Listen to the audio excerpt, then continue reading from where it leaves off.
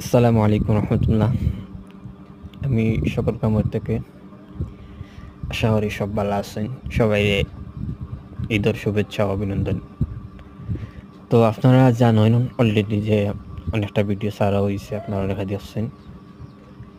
তো সরালের পাশাপাশি দেশি আলহামদুলিল্লাহ ফালিয়ার।